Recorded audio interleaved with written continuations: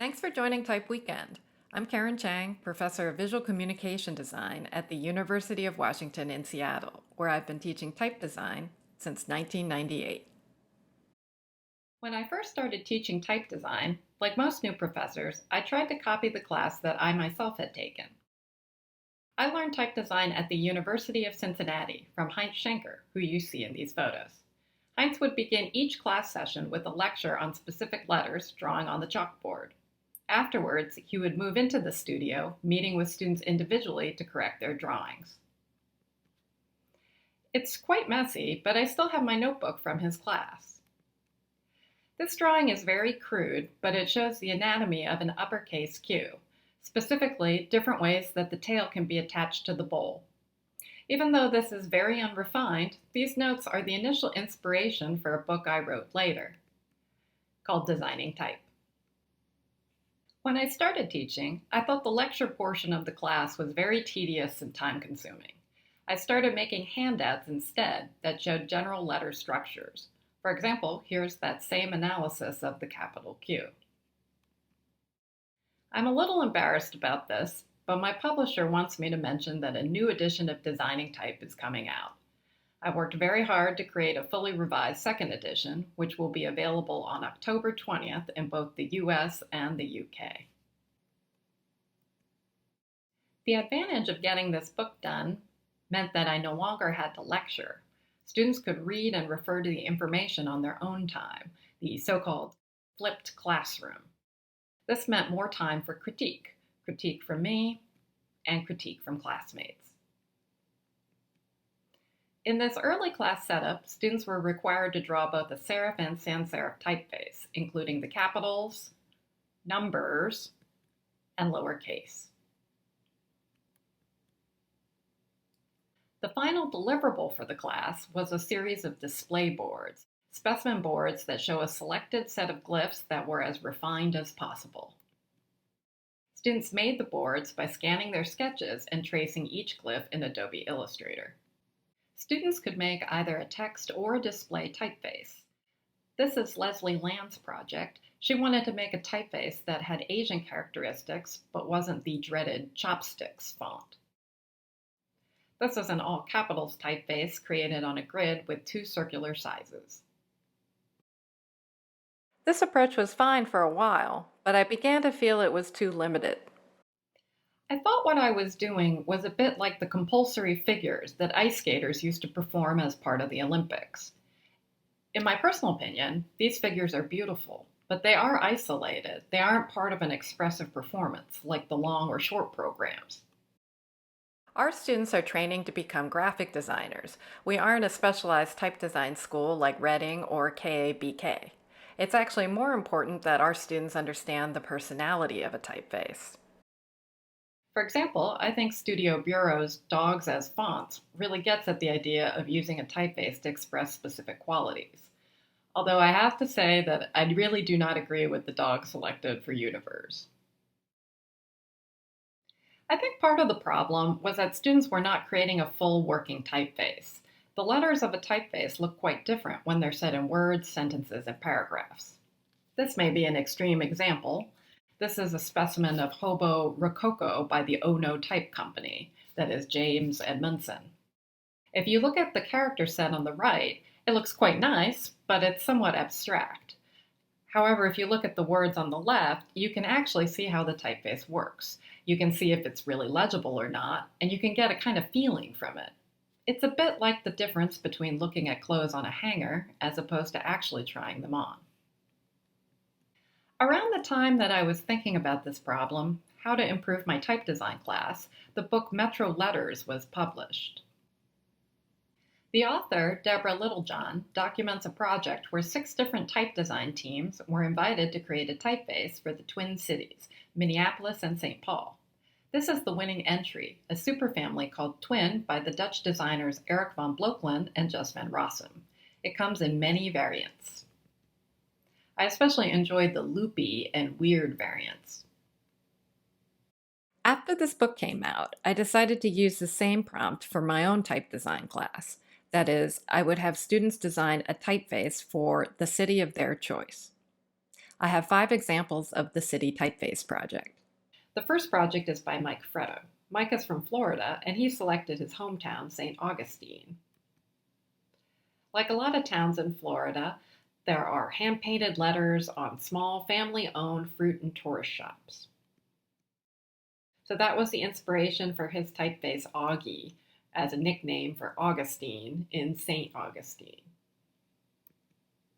The second project is by James Atkins, who's from Idaho. He was interested in capturing the feeling of those turn-of-the-century steamships that traveled on the Coeur d'Alene River. His typeface is called Harrison, which is the name of a famous Idaho steamship. There's also a small town called Harrison in Idaho.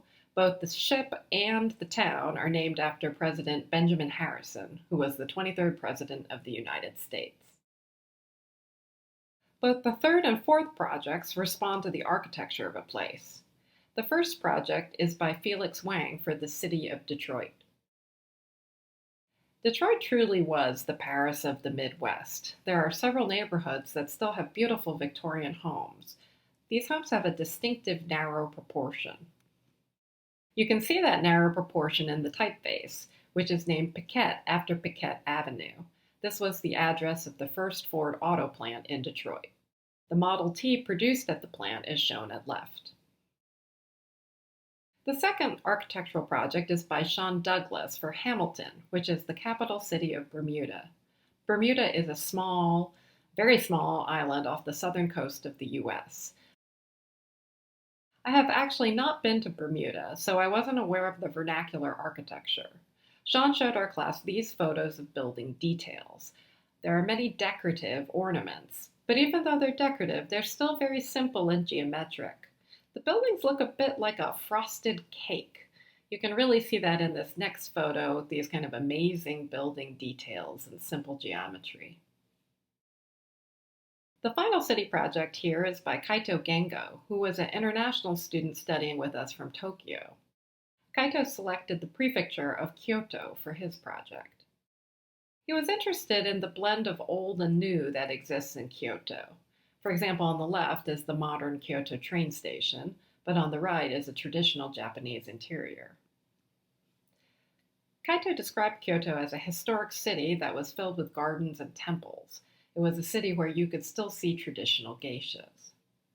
I like this diagram that he made that was kind of his design brief, that his goal in this typeface was to find ways to show this mix of attributes, the traditional parts of Japan, the kind of softness of the flowers and the femininity, yet the modern qualities that were also emerging. So here's his initial sketches. You can see he's trying to capture those contrasting aspects with both flowing and rigid strokes. And this is the final typeface. He called his typeface Kwashiko. I was pretty happy with this project for several years. This is kind of an overview of several city typeface projects. I think it worked well because I was teaching it as a small class. There were usually just 8 or 6 students every quarter, maybe. This is one small class. I'm afraid the students look super tired in this photo because it was taken right after the final. They tend to stay up late to finish the project. I don't know if I would do the city typeface project again because I found that capturing the idea of a city in a typeface is actually quite difficult. For example, I live in Seattle, and there are obvious things that people think about when they hear Seattle, like the Space Needle, coffee, or rain.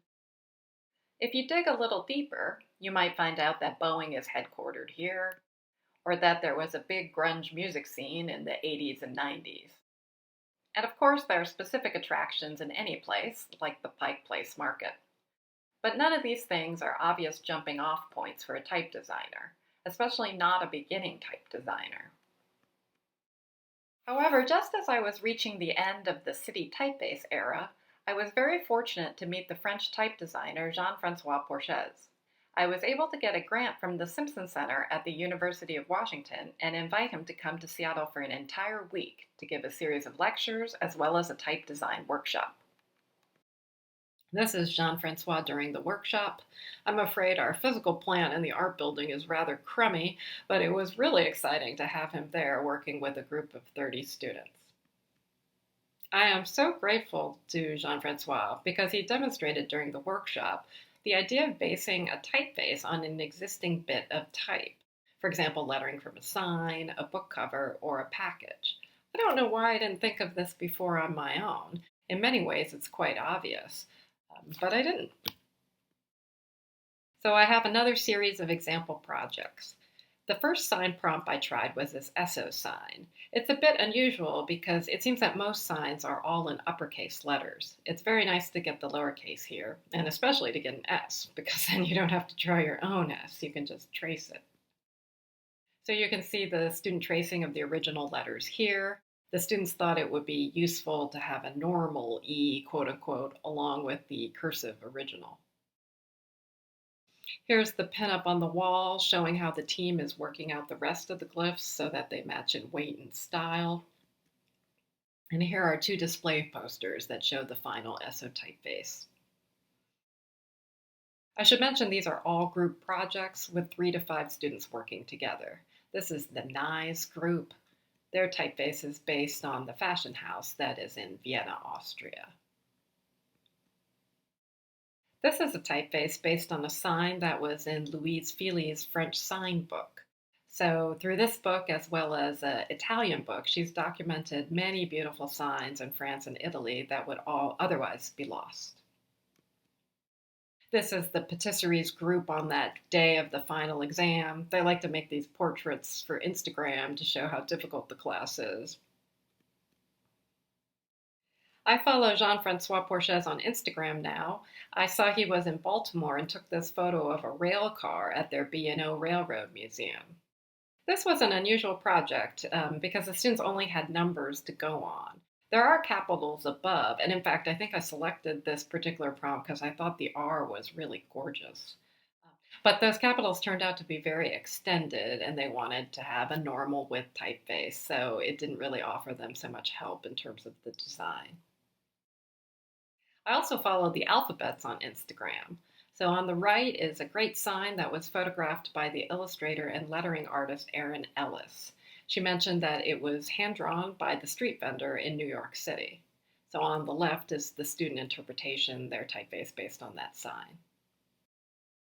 This is probably the most calligraphic project I've tried. I actually don't know that much about calligraphy, although I've been trying to practice and learn some more on my own. But this group of students was very engaged and interested in brush lettering. So the prompt on the right is a hand-painted sign on a moving truck. The original photograph was taken by Nicholas Feltrin on Flickr. These last two projects are local. I like to use local prompts when it's possible so the students can actually go in person to see the signs. One of my colleagues has a commission to rework the signage for Seattle's waterfront park, which, logically, is on the waterfront in downtown Seattle. I thought we should try to make a typeface for her project based on the existing cast concrete sign, which has these wonderful deep bevels. But I think she's decided to use something else that's a little more friendly. The students really liked what they called the brutalist quality of the original sign. I think there's a kind of comeback of brutalism recently. So they named their typeface after the architect Marcel Breuer. This last project is kind of hyper-local in that it exists in our very own art building. This is a hand-painted sign in the very unloved loading dock of our building. The university actually used to employ their own sign painters prior to computers. You can actually see in some of the buildings that the room numbers, for example, are hand-painted. So this is a sign reset in the student typeface. The original sign is on the left, their replacement sign is on the right. You can see their version is far more regular, which makes sense since it's a typeface, not a hand-painted sign.